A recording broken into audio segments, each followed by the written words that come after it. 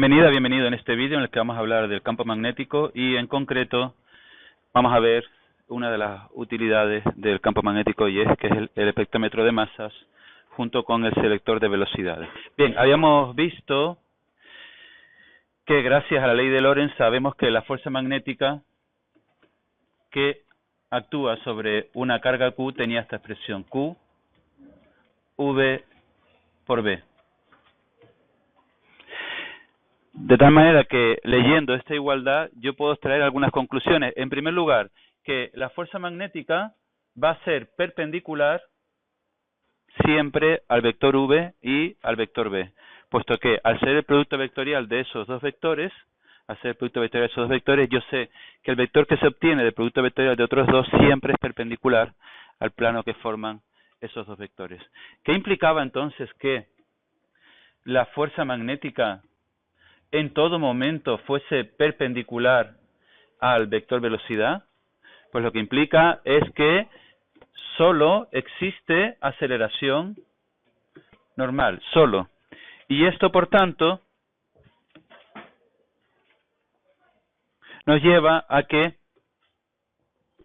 el movimiento en el que nos encontramos es un movimiento circular y uniforme. Y ya vimos en un vídeo anterior, aunque aquí lo voy a repasar brevemente, que es típico en un movimiento circular uniforme que te pida por un lado el radio y por otro lado el periodo o la frecuencia de ese movimiento. Bien, el problema típico sería este que van a ver enseguida, una partícula con carga Q que penetra en una región donde existe un campo magnético que, tal y como está dibujado aquí, ese campo magnético va hacia el interior de la pizarra. Recordemos que ya habíamos comentado que estos simbolitos indican que ese campo magnético va hacia el interior de la pizarra. Bien, si el símbolo fuera así, de esta manera, un circulito con un puntito en el interior, me está indicando que el campo magnético B está saliendo de la pizarra y por tanto va hacia ustedes. Esto evita tener que estar dibujando el campo magnético en perspectiva. Si yo no hubiese usado esta notación, tendría que haber dibujado el campo magnético así y la velocidad V con la que está penetrando en esa región de esa carga más Q. Bien, ¿cómo trabajamos en este caso? Pues siempre es recomendable utilizar un sistema de referencia. Nos colocamos, situamos nuestro eje X, nuestro eje Y y nuestro eje Z. Vamos a hacerlo. Eje X,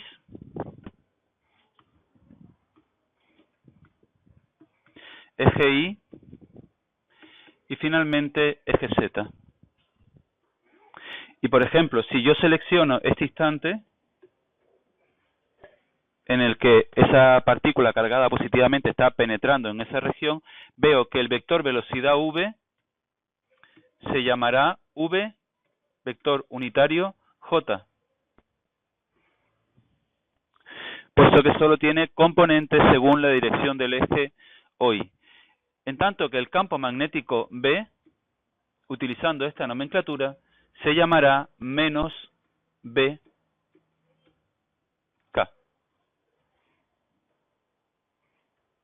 Esto implica que si yo quiero hallar la fuerza magnética, que es Q, V por B, solo tengo que resolver la siguiente cajita. Q, en la primera línea IJK, estamos resolviendo este determinante. En la segunda línea, las componentes del vector V, se llamará 0, V, 0. Y en la última línea, las componentes del vector B, 0, 0, menos B. De tal manera que si multiplico, me va a quedar Q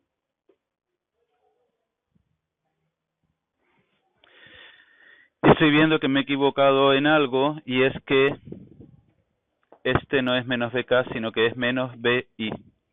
Menos BI.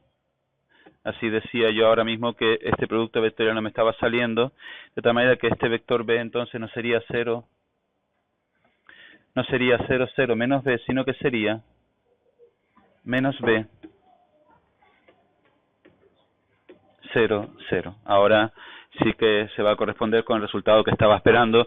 Decía Q, multiplico diagonal principal, veo que me da 0. Las dos paralelas a multiplicar, las voy a marcar para que las vean. Esta con esta me está dando 0 y esta con esta me está dando 0. La diagonal secundaria me está dando menos BVK, pero como delante llevaba un signo menos, me va a quedar BVK. Y las dos paralelas que me quedan me están dando 0. Por tanto, la fuerza magnética,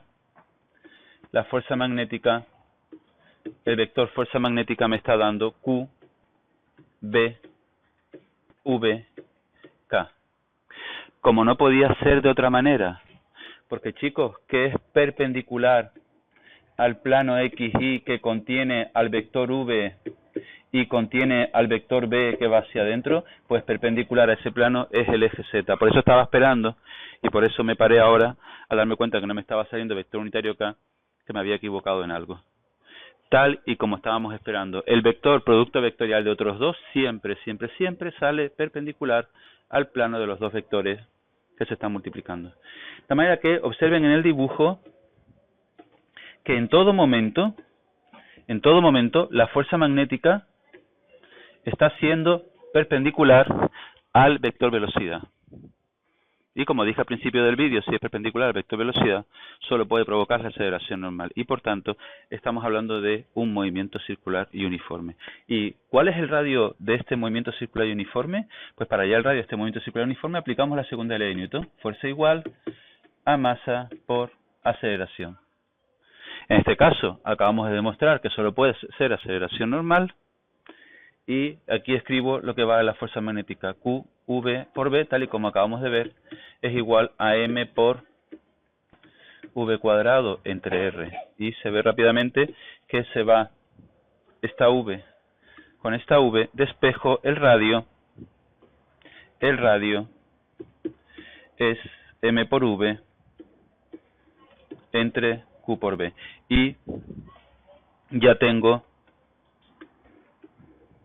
cuánto vale la expresión del radio. Se ve fácilmente la dependencia que tiene R con V. Más velocidad, más radio. De manera que dos partículas que entrasen con la misma carga y con la misma masa, pero con distintas velocidades, la de menor velocidad va a describir una circunferencia de menor radio. Bien, ya tenemos el radio, faltaría determinar cuánto vale el periodo o, si prefieren, la frecuencia. Y para hallar el periodo, lo único que habría que hacer es recordar que en un movimiento circular y uniforme, la velocidad es W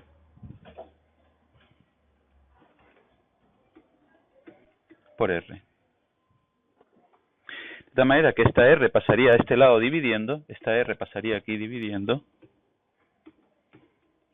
R entre R me va a dar 1. Y donde está W voy a poner lo que vale. Y W vale 2pi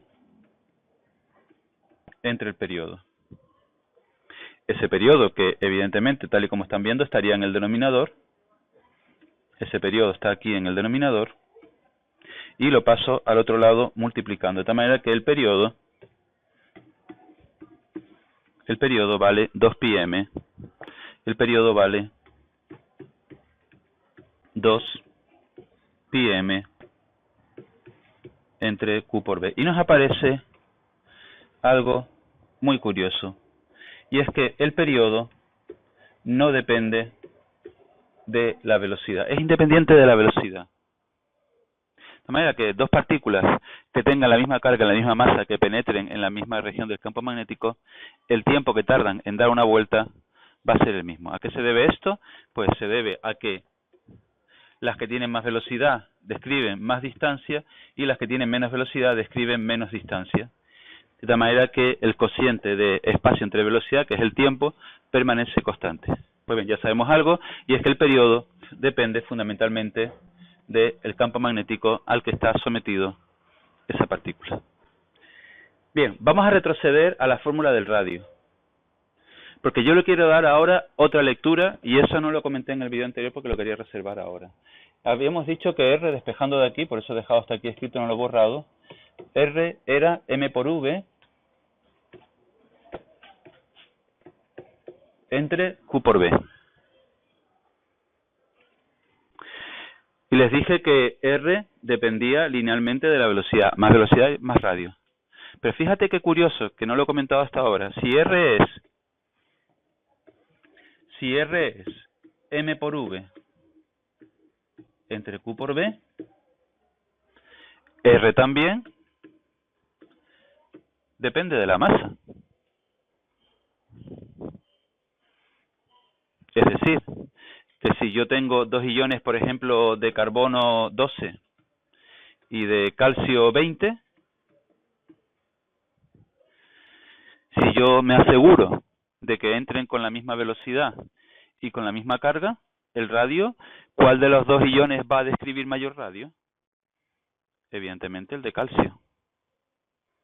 El de calcio describe este radio, en tanto que el de carbono describe este radio, porque tal y como estamos viendo aquí, el radio es proporcional a la masa.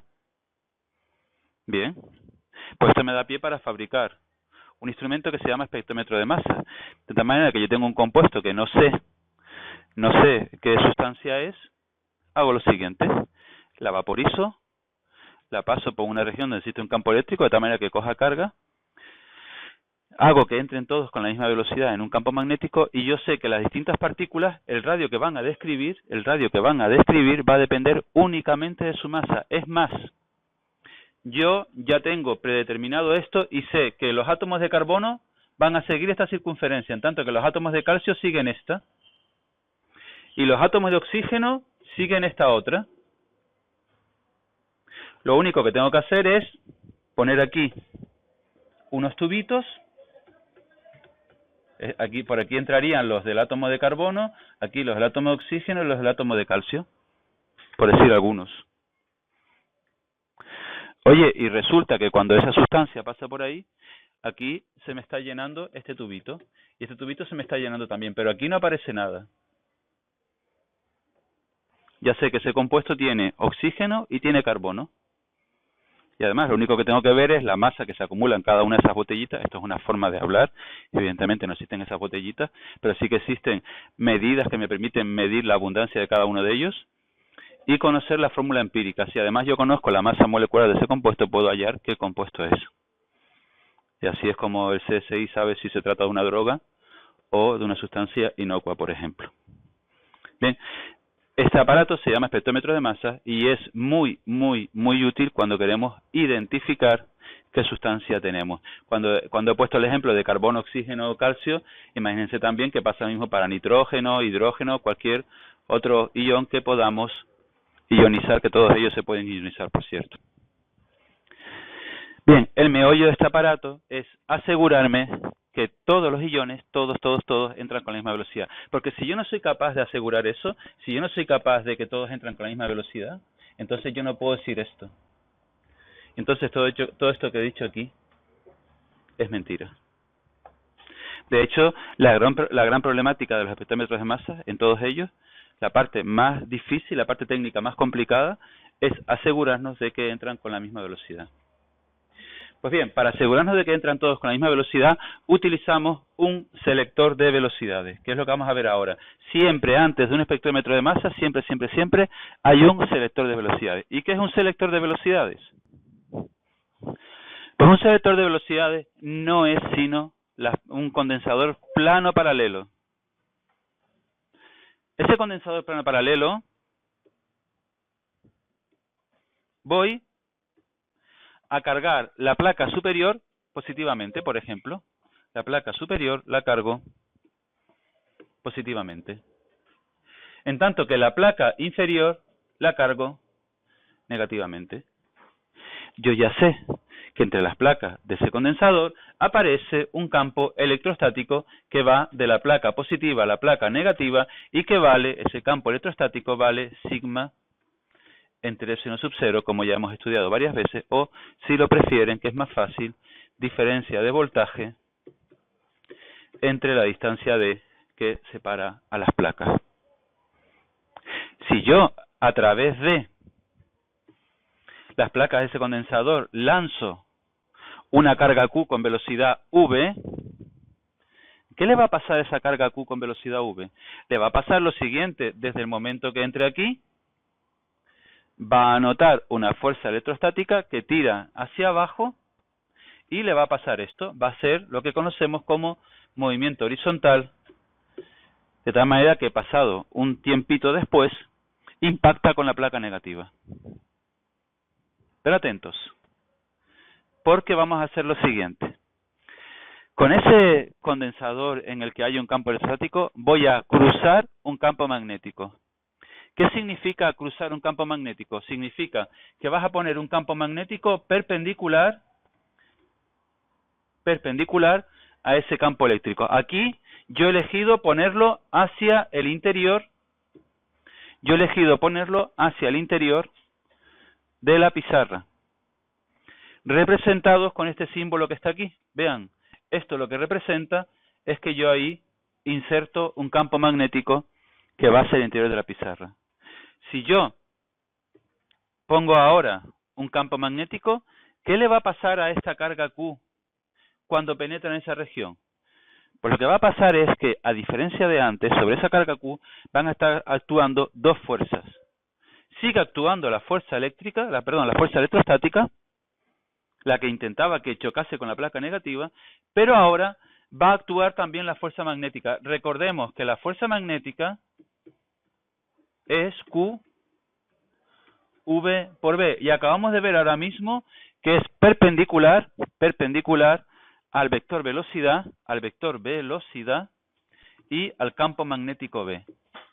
Chicos, en este dibujo que es perpendicular a este plano, esta fuerza que va hacia arriba, apliquen la regla de la mano derecha que les expliqué en el vídeo anterior, en el que si con los 4 dedos de la mano derecha marcamos el giro de V a B, el dedo pulgar me indica hacia dónde va la fuerza magnética. También les dije en ese vídeo que en caso de que no lo veas, si tienes un día espesito, recurre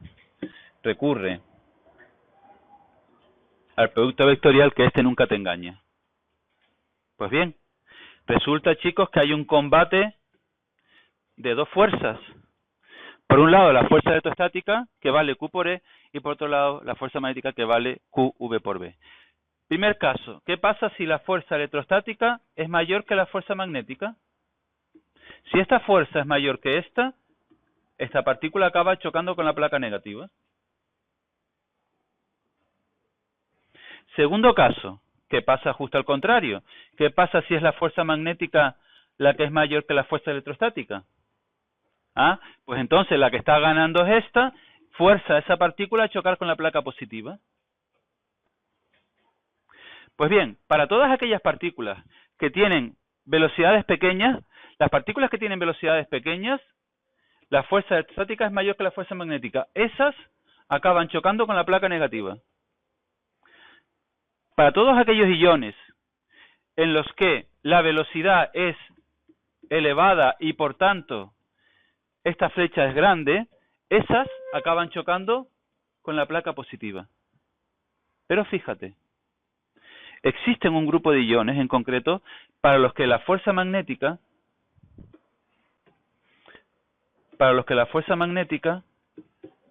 es igual a la fuerza electrostática. ¿Qué pasa, chicos, si estas dos fuerzas son iguales? Que se anulan y entonces esos iones pasan sin desviarse y son los únicos que salen. Y todos ellos salen con la misma velocidad V. Puesto que yo lo único que tengo que decir ahora es que QVB es igual a Q por E. De tal manera que, fíjate, no depende de la carga, la velocidad con la que sale es igual a E entre B. Es más, tengo la ventaja de que jugando con el campo eléctrico y con el campo magnético me puedo asegurar con qué velocidad exacta van a salir. Pues bien, siempre, antes de un espectrómetro de masas, siempre vamos a tener este dispositivo que me asegura que todas las partículas salen con la misma velocidad. Y esa velocidad con la que salen es E entre B. Pues bien, aquí tenemos un ejemplo típico. Un espectrógrafo de masas utiliza un selector de velocidades con dos placas separadas 3 milímetros. Me está diciendo, chicos, que la distancia entre estas placas, esta distancia, es de 3 milímetros. Y en los que se aplica una diferencia de potencial de 200 voltios.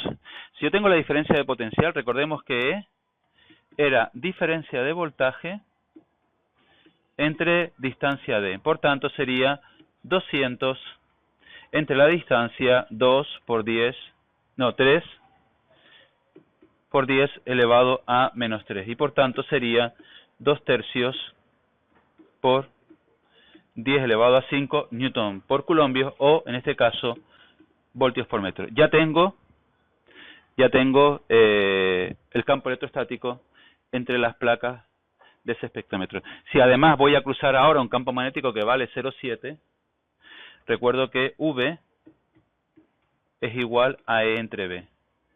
Y esto me permite entonces saber con qué velocidad entran aquí todos los iones que pasan ese selector de velocidades. Los selectores de velocidades además se ponen a propósito largos para que todos los iones, más tarde o más temprano, acaben impactando con alguna de las dos placas.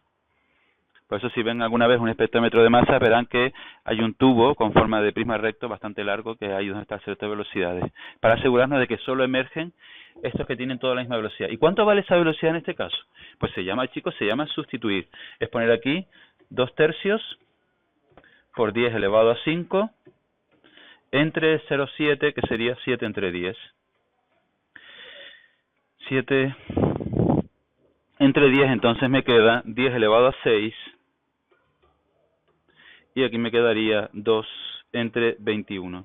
2 entre 21 por 10 elevado a 6. Esto puedo redondear y poner que es 0,1 por 10 elevado a 6, más o menos. O lo que es lo mismo, 10 elevado a 5 metros por segundo. Redondeando puedo decir que la velocidad con la que entran ahí, más o menos de forma aproximada, es de 100.000 metros por segundo. Y me dicen que vamos a lanzar 2 átomos de torio. El primero de ellos, torio 232, y el segundo, torio 228. Hombre, yo ya sé que el torio 228 va a describir esta circunferencia, en tanto que el torio 232 va a describir esta otra. Porque recordemos que si yo me he asegurado, tal y como he hecho, que la velocidad es constante, entonces el radio es proporcional a la masa m. Y además aquí falta un dato que siempre te tienen que dar, y es que te tienen que decir que, por un lado, una unidad de masa atómica, una unidad de masa atómica es 1,66 por 10 elevado a menos 27 kilos, y la carga del protón que te está dando ahí es 1,6 por 10 elevado a menos 19 coulombios. Por cierto, ¿qué me está pidiendo? La velocidad con la que entra, la distancia entre los picos. Fíjense, chicos, me está pidiendo la distancia entre estos dos picos. Esta distancia D es lo que me está pidiendo. Bueno, ya esa distancia D es fácil. Lo único que tengo que hacer es medir este diámetro, este radio. Medir este radio R2, medir este radio R1 y hacer la resta. R2 menos R1. Y así hallo la distancia D que me pide. ¿Y cuánto vale R? Pues recordemos que tú dirías en el examen, aplico la segunda ley de Newton, fuerza magnética es igual a masa por aceleración normal, me dirías que Q, VB, es igual a M, V cuadrado entre R, y lo único que tienes que hacer fue, como hice en la primera parte del vídeo, despejar R y decir que R es M por V entre Q por V. Pues fíjate, todo esto es constante. Todo esto que voy a marcar ahora, todo esto es constante. De manera que si me tomo la molestia de hallarlo, de poner aquí donde está la velocidad V, aquí pongo 10 elevado a 5, en la carga pongo 1,6 por 10 elevado a menos 19, y en el campo B pongo 2 teslas, que es con el que está trabajando ese espectrómetro, 2, pues me queda 1 entre 3,2 por 10 elevado a menos 19, que pasaría arriba multiplicando, y el resultado sería, pues bien, haciendo ese cálculo me queda que R vale 3,13 redondeando por 10 elevado a 23 m. Vamos a escribirlo. R vale 3,13 por 10 elevado a 23 m. Y ahora simplemente es poner la masa de cada uno de esos iones.